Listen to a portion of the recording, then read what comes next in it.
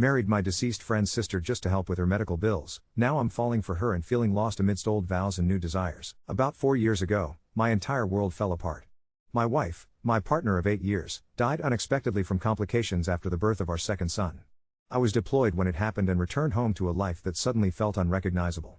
I thought nothing would ever make me happy again. My sons, now 6 and 4, have been the light in a very dark world, but trying to parent 2 little boys alone quickly became overwhelming. Desperate for help, I reached out to Cass, a sister of one of my Marine buddies. She had known my wife, though they were friendly, not close, and she agreed to help in exchange for a place to stay. At just 20, Cass was carrying the weight of serious debt in the aftermath of an abusive relationship she'd escaped only a few months prior. Almost immediately, she threw herself into our lives. She cooked every meal, kept the house shining, and did everything she could for my boys.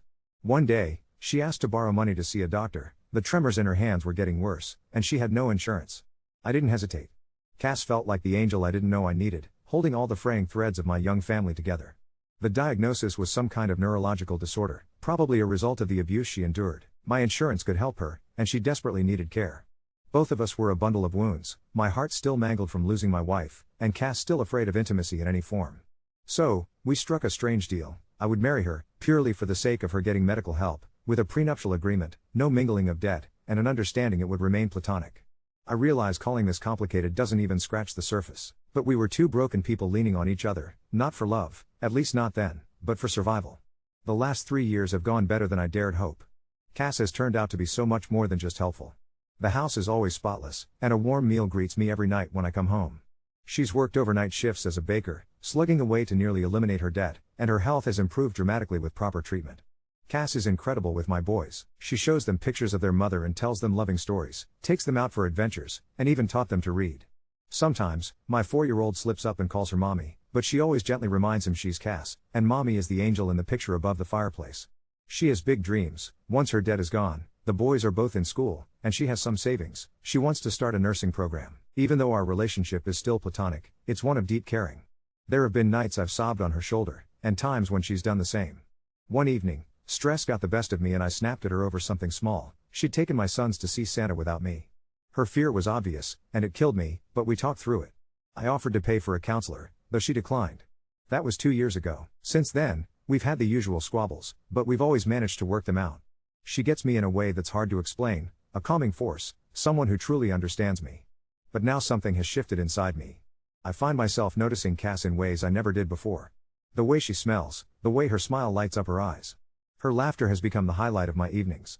I see how my boys light up around her. She's not just beautiful, she's strong, she's resilient, and she may just be the bravest person I know. A few nights ago, as we put the boys to bed, I nearly kissed her. Our hugs linger. The other day, she napped on my bed as I washed her sheets, and all I wanted was to lie beside her, not to have sex, but simply to hold her, to kiss her, to just be close. I don't know how to confess any of this. 4 years have passed since my wife died, and sometimes I still feel lost at sea. I can't help but remember a line from A Song of Ice and Fire: when the sun has set, no candle can replace it. For years, that's how I felt. My wife was my sun, and when she died, every light extinguished. Lately, there are whole days where my thoughts are full of Cass, and I hardly think of my wife. The guilt is sharp. I feel like I'm betraying the memory of someone I loved so fiercely. But as much as I miss her, I never believed I'd be able to move on, and yet, here I am, wanting something more with Cass. What I feel for her isn't just physical, it's romantic. I want her, not as a friend, but as a partner in every sense. I ache for intimacy, for the chance to show her love, but I'm terrified of scaring her or making her uncomfortable. This longing has become all-consuming. I keep thinking of asking her to dinner, just the 2 of us, and pouring my heart out. But what if she doesn't feel the same? How can I even begin to gauge her feelings? I'm stuck, tangled in hope and fear, desperate for the courage to find out if there could be something real between us. Update 1. Last night was absolute chaos at first. Our younger son had decided to snack on what he called a giant fuzzy spider, and Cass was practically ready to haul him to the hospital, even though he was completely fine. Her brother, Joe, stepped in and insisted he'd look after things, practically ushering her out of the house to celebrate getting out of debt. She really didn't want to go, not at all. That made me nervous as hell. We made it to the restaurant early, and thankfully, they had a table ready for us. Cass ordered wine, which was unusual. She hadn't really touched alcohol since breaking up with her ex, but I figured, why not? It was supposed to be a celebration, after all. We tried to make small talk, but it felt forced, tense. I knew I had to tell her the truth, and the pressure was gnawing at me. Before our entrees even arrived, I decided I couldn't keep it in any longer and told her I needed to talk about something important. She looked at me, didn't smile, and just flatly told me, "I know, Joe told me." My heart damn near stopped. That bastard. My words tumbled over themselves as I rushed to apologize, telling her I never wanted her to find out like that. I wanted to be the one to say it. She shook her head, frowning, and told me it was okay, that she just wanted me to be happy and I deserved it. I tried to assure her that I didn't want to stress her out or make things awkward, but I just needed to be honest, with her and with myself, and I wanted her to have a say. She shot me this look and said it was up to me, really, and that I should just do what made me happy. Then she let it slip that she planned to move out after her program ended, promising to stay out of the way until then. That's when I realized something didn't add up, and I asked her straight out what Joe had actually told her. Apparently, Joe had set me up. He told Cass that I wanted to take her out to dinner so I could tell her I'd started developing feelings for someone else, and that I wanted to ask her permission to take this girl out on a date. Only then did it hit me, Joe had set me up for the world's most dramatic pickup line. Our food arrived, shrimp and pesto gnocchi for me, crab legs for her, if details matter, and I came clean. Yes, I had started developing feelings for a girl, but I didn't want it to ruin what we had. She told me it wouldn't, that she loved the boys, and she'd still be there for them and for the house. I went on, explaining that I wasn't going to ask this girl out. She looked at me, totally incredulous, and asked why not. And that's when I dropped it, because I'm already on a date with her. Honestly, thank you, Joe. There must be some secret telepathy there because he really teed that one up for me. Cass gave me the kind of look she gives our sons when they announce they're going to the mall alone or that they've got a girlfriend named Tammy. Then she looked away, smiled, shook her head, and asked, "Really?" I nodded, telling her I cared about her more than anyone alive, other than the boys, that I loved our family, and that I'd fallen for her. She picked up her wine, rolled her eyes, and said, "About fucking time, Alex." I'll never forget what happened next. Maybe it broke some sort of etiquette, but I couldn't help myself. I leaned across the table and kissed her, sending her wine flying. Neither of us cared. We kissed for about a minute until she half joked, half seriously told me to stop before her crab legs got cold. If you know her, you get it. After dinner, we grabbed ice cream, sat around kissing more, and then headed home. We waltzed in to find Joe lounging on the couch watching one of those trashy VH1 dating shows, sporting a shit-eating grin. Cass stormed in, dramatically yelling that he'd ruined everything and she'd just have to go move in with their mom. We let him sweat for maybe 5 seconds before bursting out laughing.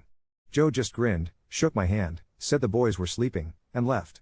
I picked Cass up, kissed her, and carried her off to my room where well, let's just say we made out like teenagers for 2 hours and snuggled the hell out of each other. She isn't ready for anything else, yet, but honestly, I'll give her all the time in the world. Somewhere in the night, our youngest son wandered in after a nightmare, dragging his golden retriever puppy, announcing the doggy was scared too. So, of course, he crawled in with us. I woke up early to make breakfast for everyone, delivered it to each room, and now, I'm about to go kiss my wife goodbye and ask my boss for the afternoon off, just so I can spend a little more time with her while the boys are off at school and preschool. Update 2. I'm still racking my brains, unsure how to provide proof. The receipt from the restaurant is long gone, vanished into the abyss, and my payment was in cash, not a card in sight. As for sharing pictures, well, that's off the table for obvious reasons. You don't spend years dancing around government eyes without learning a thing or two about caution. Still, I'm adamant, I will find a way. I make this promise as a man who keeps his word. Haven't I always delivered so far? And for those who are coming at me with talk of a second wedding ceremony, I almost have to laugh. Let's get real, we just shared our first kiss 2 nights ago. A whirlwind, sure. But that's where we are. Maybe everyone's getting way too invested. Overly attached, maybe? Update 3.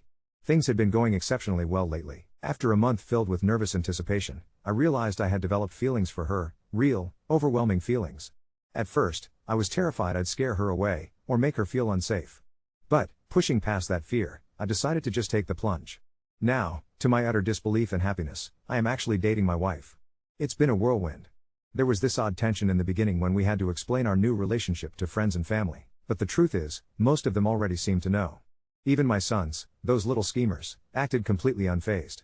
I'm pretty certain they'd caught on long before we said a word. Yesterday, though, everything shifted. I got home after work and immediately noticed something was off. Cass, who's always so put together, didn't seem herself. Dinner was burnt, which isn't really a big deal. Between the two of us, culinary disasters aren't rare, but it was out of character for her. She'd had a couple of glasses of wine, and I could sense a heaviness in the air. I had to ask what was wrong. My concern was mounting, and that's when she dropped the bomb. Her ex-boyfriend, shithead, 30, male, got parole last week. I was absolutely stunned. I always assumed she'd been able to testify against him at his parole hearing, that she'd had some measure of control or closure. But the truth was tangled. The crime he was locked up for wasn't even for the abuse she'd suffered. That was a separate nightmare she'd never felt safe enough to report. She explained that she'd been told he would be away for at least a decade, and she'd clung to that assurance. When they arrested him for a felony, he actually called her from jail, asking her to post his bail. Instead, Cass reached out to my first wife for help and used that lifeline to move out, to move forward. Now, with him unexpectedly out in the world, she's overwhelmed by guilt, convinced she should have gone to the police. It fills her with anxiety and self-reproach. I see it weighing on her every minute. I don't know what options we have. I doubt there are any legal means to put him back behind bars. But what I do know, with utter certainty, is that if he even tries to contact her, I will take swift legal action. There is no way I'll let him come near her. I've already taken off work today to stay at home, promising that even once I return, my buddies will check in regularly, making absolutely sure she is safe at all times. It's crazy how quickly things can change. But I will do everything in my power to make sure she never has to look over her shoulder again. Update 4. I have to admit, I feel a little guilty for not updating everyone sooner. I've just been swept up in life, and only last night, when I was struggling to fall asleep and aimlessly browsing the internet, did I stumble on something that made me think about how things have been going. That's when it hit me how many people have followed me and Cass's journey and might still care about how everything is unfolding. Well, I can honestly say that things are going pretty well these days. But I won't sugarcoat it. The road was rocky for a while, especially last year, when Cass's ex was released from prison. The anxiety was a constant shadow, thickening every time the phone rang or someone knocked on the door. Then came the night that's etched in my mind with absolute clarity. The doorbell rang, and our oldest son opened the door. He was standing in the hallway, calling for Cass, a confused look on his face. When Cass saw who it was, her face didn't show fear, not even a flicker. I knew immediately what was happening, though, just from the look she flashed me as she told the boys to head upstairs. Standing on the porch was him, her ex. He came to our home, apologizing and begging for forgiveness, practically on his knees for a second chance. Every protective instinct in me was roaring, but Cass held her ground. She told him no. She was steady, resolute, and honestly, I've never been more proud of her. He left that night. He tried contacting her a few more times, but we put a stop to it with an order of protection, and I hear he eventually moved upstate to live with his father. Around the same time, her brother Joe was in a serious car accident. He needed help, so we took him in for a while. Joe's one of my best friends, so I didn't mind at all, but it definitely made life at home a little more stressful for everyone. And then, about 7, or maybe 8, months ago, our marriage hit a new milestone. Let's just say we finally consummated it. That brought us even closer, and everything started to feel more settled. The boys have been doing great and seem genuinely happy. Cass landed a job she enjoys, although she works a lot of overtime, too much, if you ask me, but she's thriving. And then we got the best news yet. We're expecting our first child together. February was the due date, and honestly, we've both been bursting with anticipation. Technically, our daughter was born in early March, but I didn't want to nitpick about timing. Her entry into the world made for a rough pregnancy, and Cass has made it very clear, she's done with having kids. 3 is enough, she says, and I have to agree. Little Therese came into our lives at 21 inches and 9 pounds, bald as can be, just like her old man.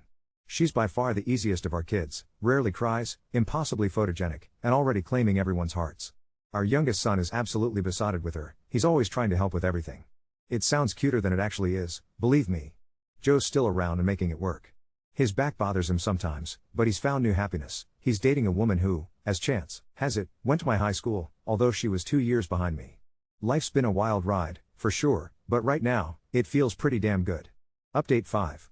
I never expected my life to turn out quite like this. Years ago, I decided to start over, made a new account, distanced myself from the story that for so long felt like it defined me more than anything else. Everyone was always so kind, but the narrative just hung over my head. There were days I'd go about my routine, watching my story circulate, and felt like even the happiness in my life got swallowed by this idea of some fairy tale romance that was supposed to be me, every minute of every day.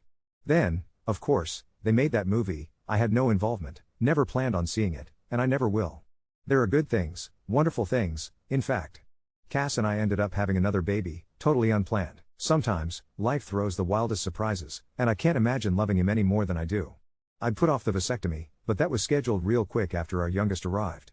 Cass powered through school and now she's got this amazing job, really climbing her way up and making us all so proud. I left the military and landed a civilian job I actually love. We lost our old dog 3 years back, which nearly broke all of us, but we did get a new puppy a few months ago. Sometimes chaos is just what a family needs. The older boys, both in high school now, are crushing it. Varsity is freshmen, and somehow still the kindest souls I've met. The younger two? Just as wild and wonderful, happy, healthy, and loud. Around the time COVID hit, I switched jobs again and this one feels like home. Cass's health, too, has only been getting better. Her condition is fully managed with therapy and medication now. Not everything has been a fairy tale, Though, the hardest blow hit 4 years ago. Cass's brother, who was also my friend, passed away. He'd been through a rough patch a decade before, and honestly, I think he just lost his way. Losing him sucked the color out of everything for a while. Both Cass and I, a mess. I coped by burying myself in work and a new hobby. She, deep in depression, quit her own hobby to focus on the kids and her job. We started to drift, became more like roommates than partners, two people running a household without ever meeting in the middle. I didn't see it clearly then, I'm not sure we ever do until it's behind us. It just became so much easier not to think about each other, we were absorbed by our own hurt. About 7 months ago, I told Cass I needed a separation. I moved out. She was devastated, didn't want it, but over time, she started to accept it. There was no cheating. But the intimacy was gone, every conversation seemed to revolve around bills, schedules, and the kids, never about us. The small talk, the laughter, our adventures, even just talking about our hobbies, that was all gone. I started opening up to friends instead, one of whom happened to be a woman. But it was never anything physical, not even an emotional affair, but I had to admit I was more excited to talk to her than to Cass for a while. I know marriages have their ups and downs, but I didn't see a way out of this valley. After almost 15 years, I thought maybe we just had our time, and we both deserved to be happy again. I dated a little, nothing serious. The two older boys, stubborn like their mom, stopped talking to me and wouldn't come over, even though I know she encouraged them. The younger one still visited every other weekend, and when I asked, September rolled around and hit me with the realization that I had made the biggest mistake of my life. But just as that truth dawned, I found out Cass had started seeing someone. Someone she used to work with, a woman. I spiraled. Drinking more, whether by myself or at bars, anytime the kids weren't around. We had some really ugly fights, horrible things were said. Sometimes, when she knew I'd been drinking, she wouldn't even let me talk to the kids. I'd get defensive, angry. Things I wish I could take back. Around Christmas, I stopped drinking. Cold turkey, it was brutal, especially with the holidays everywhere. But I'm proud I did it. Since then, I've reached out to the kids, asked Cass for more time, pushed myself into therapy. Now, the little ones come over nearly half the time, and my second oldest is starting to come around too. The oldest? He's still distant, polite at Christmas, but ignores my messages. We're all in therapy now, me and the kids, trying to make sense of where we go next. Cass seems lighter these days, happier, even after things ended with her girlfriend, she just glows. Sometimes I think maybe I held her back. A few months ago, she said she wasn't interested in divorce, not yet, anyway, and asked me to tell her if I ever planned on filing, so she could work with me. I don't want to file. I don't want to live in this apartment, alone, missing my kids and, God help me, my wife. But this isn't something I can just fix with a dinner date and an apology. I've considered couples therapy, asking her to join me, but every time I want to bring it up, something stops me. Maybe fear. If she says no, I'm not sure what I'll do. Now that she's single, and I've been sober a month, maybe she'd be more open to counseling, but I'm terrified of that no. The other day, when I picked up the kids, my second oldest joined us and we all chatted while he got his things. It felt normal, pleasant, in fact, but as I was leaving, I asked Cass if we could talk sometime soon. She looked a bit confused, asked if I was thinking of filing for divorce. I asked if that's what she wanted, and she dodged it, so I told her I wasn't planning on it. It was impossible to tell if that made her happy or mad. She said we could meet up after her match on Friday, since neither of us work and the kids would be at school. I suggested lunch, and she agreed. Turns out, she plays squash now. Just to clarify, Cass isn't a late-in-life lesbian and that's not why we split. I just never expected things to go this way, and for now, I'm just trying to find my next step, hoping maybe, just maybe, there's still a road back for us. Years ago, before the world upended from COVID, my wife sat me down and told me she'd been thinking a lot about herself, and realized she was actually bi, attracted to both men and women. I'll admit, my heart was pounding. I braced myself for her to say she wanted a divorce, that we were over, but instead she just seemed to want to tell me. No requests for any big changes, nothing about threesomes or polyamory, just an honest disclosure. I wouldn't call myself straight, anymore, she said. I asked my questions, tried to understand, and then we moved on. Honestly, we never really spoke about it again. She never cheated with that coworker, if you're wondering. They didn't even reconnect until months after our separation, and when their relationship ended, it was because her girlfriend felt like she was playing second fiddle to our kids. In fact, the girlfriend never met our kids at all. The older two knew their mom had been dating someone, but that was about it. To be totally honest, those days following our conversation left me more nervous than I'd like to admit. Maybe it showed, maybe it didn't. I thought I was keeping it together, but my daughter called me out for being weird. Her older brother's response, "He just is weird, don't worry about it." Maybe he wasn't wrong. Sometimes, I'd scroll back through old emails or journal scraps, see the person I used to be. Man, was I sappy. I used to read a lot of, well, trashy romance novels before bed, let my mind go soft, forget about the world for a while until the words didn't even stick till morning. It helped me sleep. Not so much anymore. Still, I cringe at some of the things I used to believe and write. Apparently, the 2015 version of me was a champion of millennial nonsense, bacon memes and all. To anyone reading this who's still young, cringe comes for us all. I kept rolling over what I'd say, rehearsing in my head 1,000 ways. When I finally asked her to meet up after her game, every second waiting churned my stomach. She was late, and didn't even apologize. We caught up a bit, but I was sweating buckets. She noticed, she always knows. Eventually, I just spit it out. Did she ever think about me moving back in? At first, she seemed annoyed, more than normal. Are you asking to move back in, or are you just wondering if I've thought about it? She shot back. I realized this was uncharacteristically snappy for her. So, more plainly, I admitted I'd been thinking about all this for months. I told her I thought the separation was a mistake. I miss her, I miss the family. I want us back. And just like that, she said no. For a minute, I could barely respond. I hadn't expected her to shut me down, not after everything, especially after breaking up with her girlfriend, not filing for divorce. All little signals I had taken as hope. I got clammy and sweaty, finally stuttered out why? She told me, flatly, she likes her life now, no one to answer to, the kids were more independent, she could meet up with friends, go out, take a trip to Peru with girlfriends if she wanted, and never have to check with anyone first. Less laundry. Less worry. No one asking her to compromise on shows, sports, or games. She could be selfish, a word she didn't shy away from. Before I could take that the wrong way, she made it clear it wasn't because I'd failed as a partner. It was just that now there was no one else to consider. She tried to explain, if someone asks her out on a Friday, she doesn't need to ask permission. She just says yes. I protested, I genuinely didn't care if she had time with her friends, but she insisted that wasn't the point, and told me to let it go. Maybe I shouldn't have, but then I just blurted out if she was seeing someone else. She said not really, but added that it wasn't my business, since she doesn't bring anyone around our kids. Then she flipped it on me, asked if I was. I said no, since I figured that was her business too. I mean, 4 kids between us, how would it not be? She knew I'd been on dates. She wanted to know if I'd planned those dates. Did I make reservations, pick the spots? Had I paid for dinners? Slept with any of them? I answered, honestly. It wasn't an interrogation. But it wasn't Cass, either. She was cool, curious, almost clinical, not like the warm, nurturing person I'd always loved. Other things spilled out. She's still angry that I left, that she thinks I took the easy out by moving and saddling her with the house and kids for months. Which, to me, isn't fair. We had talked it through, agreed it was best at the time. She didn't care, that was how she remembered it. She said for months it was all on her, while I got to taste a single man's freedom. That stung. I didn't just bail, but that's how she felt, and I was at a loss. All these fragments, stuck in my head. I was not my best self that lunch, not by a mile. I'd let hope get the better of me, I never considered she might just slam the door shut. She seemed different. I don't know how to put it, like she'd grown somewhere far away from me, somewhere I could never go. At one point, I asked if she missed our family, and she shut the conversation down, said she didn't want to keep talking about this in public. Like she was embarrassed. Then she was gone. We hugged, I told her I loved her, she said it back. But it felt off, like she was saying it more out of pity than love. She said we should do this again sometime. Last night, I had no plans. I wish I had. Didn't drink, though. Instead, I thought about watching that movie people say is like my life, but forgot what it was called. Ended up watching a show Cass had always begged me to try, that I'd always dismissed, and ended up really liking it. Got through an entire season and, way past midnight, texted her to say I finally watched it, and loved it. She replied later. I love that for you, she said. Let me know when you finish so we can talk about it. I know I messed up. I should have told her, plainly, how much I missed her. How much I loved her. How I would have done anything to put us back together. But nerves got in the way. Maybe I'm just being dramatic, but that entire conversation felt haunted by the memory of her brother, and our oldest son. I know Cass is still devastated about her brother.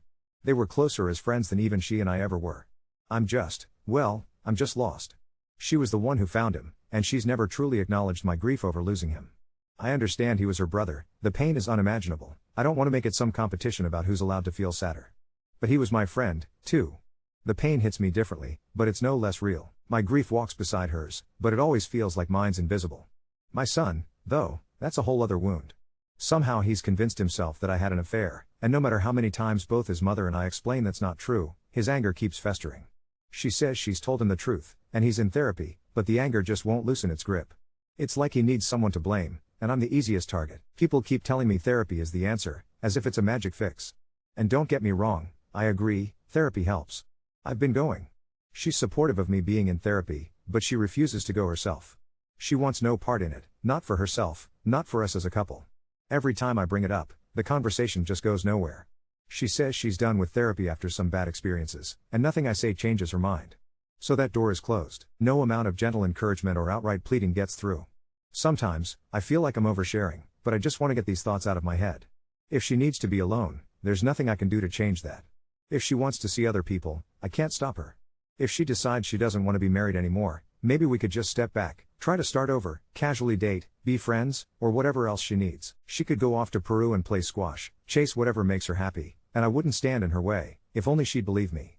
Just one thing I know for sure, I couldn't do an open marriage. I know her well enough to believe she wouldn't really want that, either, but nothing seems certain right now. Update 6. I didn't expect to be writing this from the kitchen of the house I swore I wouldn't sleep in again, with paint under my nails and a pot of ají de gallina burbling on the stove, because my wife got obsessed with Peruvian food after a trip last spring. She's in the garage right now yelling at me about sandpaper grits, audibly offended by my loyalty to 220 when she told me this is a 120 job. Alex, do you want this thing smooth by Christmas or by the next century? And the dog is asleep in the doorway like a sandbag. 10 years is a long time. It didn't go the way I planned. It somehow went better. The short version is that my grandkid saved my marriage, not all at once, not with fireworks, more like a slow thaw after a very long winter. Our oldest called me the night everything changed, voice small in a way I hadn't heard since he was 10, telling me he was at the hospital and it was early and he didn't know what to do. I drove without thinking. Cass was already there when I ran in, hair up, scrubs from her shift tied at the waist, a paper mask digging a line across her cheeks. We didn't even look at each other, we just stood on either side of him and let him lean. The baby came fast and too small. Weeks in the NICU. We learned the rhythm of it, the beeping and the antiseptic and the way your life whittles itself down to ounces gained and tubes removed. We sat in the garage of the parking structure at 3 a.m. with burnt coffee and ridiculous conversations to keep from crying. She told me about a patient who taught her the Quechua word for grandmother. I told her about the time our youngest convinced his science teacher that capybaras were a myth. It was like remembering a song you used to know every word to. I held my son's hand while he cried and said he was scared he'd be a bad dad because of me. I said the thing out loud I'd been trying not to say, I was a bad husband for a while. Not always. Not only. But enough. We kept showing up. By the time our granddaughter came home, pink and furious, perfect, Cass and I had developed this practice. Without ever naming it, we would walk laps around the hospital block after night feedings, just the two of us, and talk.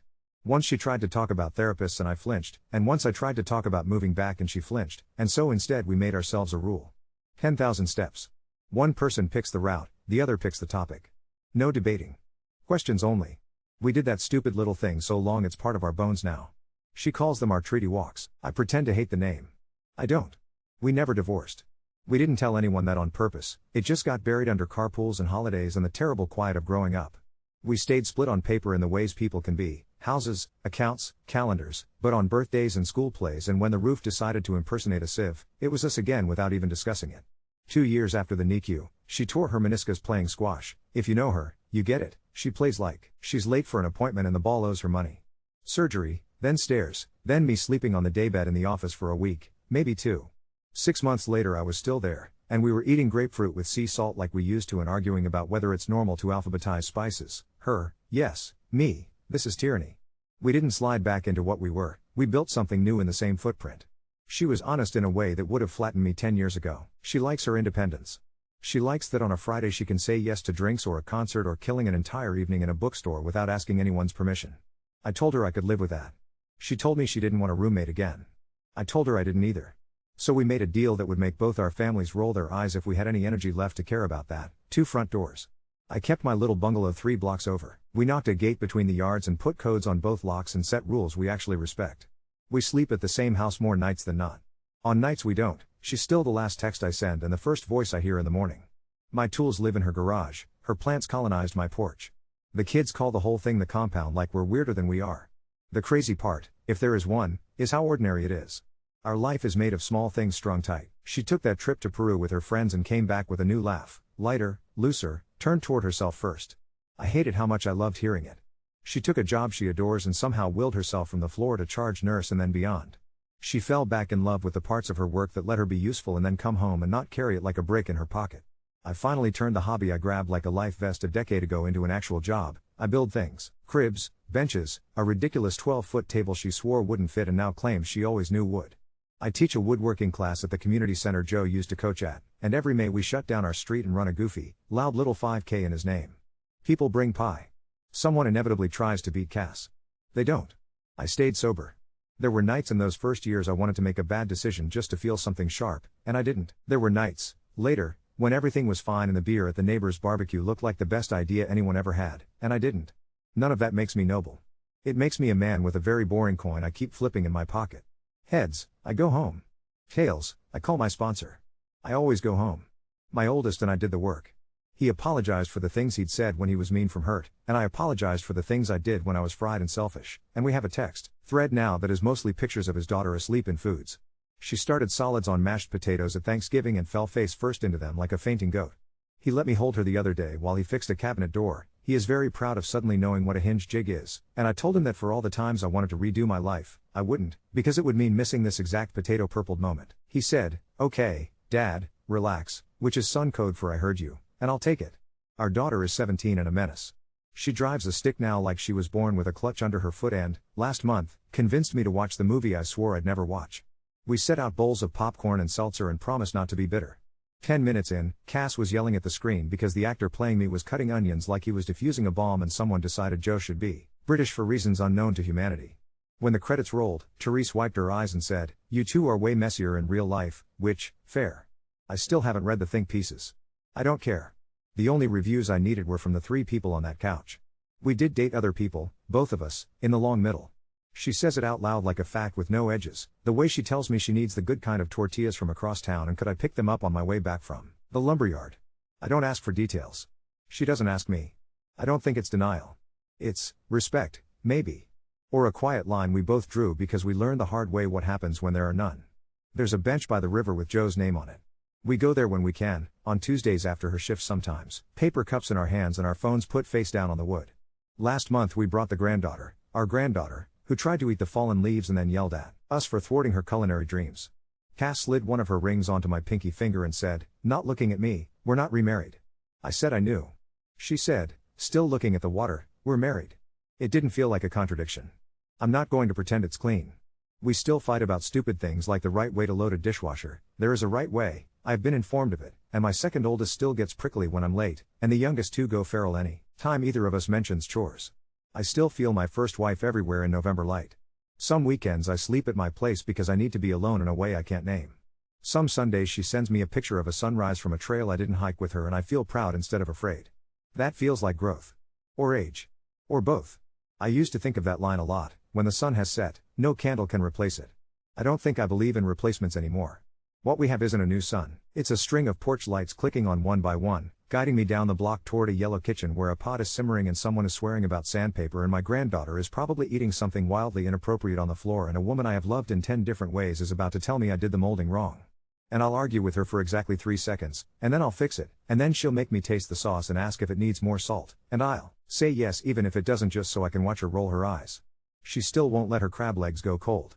I still can't beat her at squash. I still cry sometimes, in the car, at stoplights, for no reason I can point to. We go on our walks. We keep our doors. We keep showing up.